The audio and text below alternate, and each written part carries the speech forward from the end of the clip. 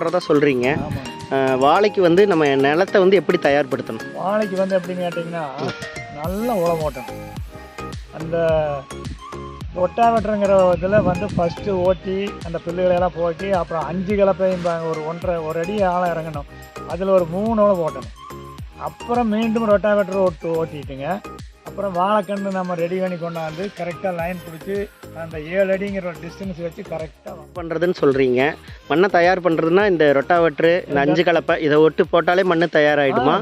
இல்லை இதுக்கு மேலே வந்து தயார் பண்ணுறதுக்காக வேறு ஏதாவது அடிஷ்னலாக பண்ணுவீங்க? அடிஷ்னல் ஒன்றும் தேவையில்லை. நல்லா மண்ணை இழகணும். வேர் நல்லா வாழை குருத்து நல்லா வேரில் வந்து வெள்ளை குருத்து வரும். அதுக்கெல்லாம் தடையில்லாமல் போகணும். மண் இழக்கணும்.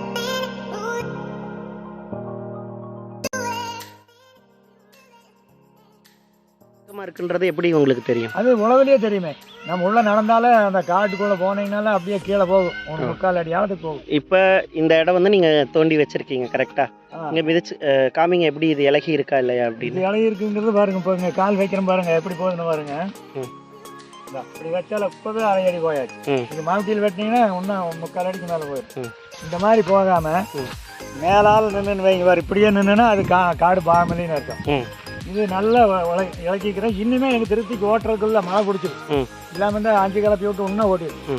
இப்போ எல்லாம் ரொட்டாவேட்டர் உழவோட நிற்கிது.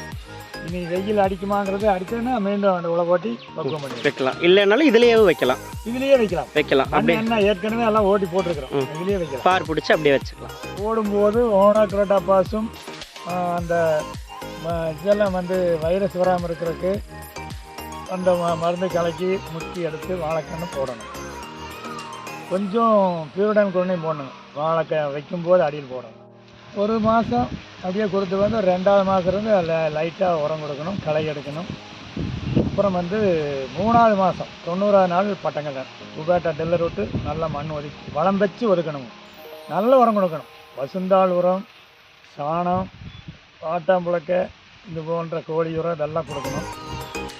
வாழை வெட்டுக்கு வர கூட குறைஞ்சது ஒரு 7 வளம் கொடுக்கணும். அளவளவாக கொடுத்தா போதும். ஒரு 50-50 கிராம் கொடுக்கணும்.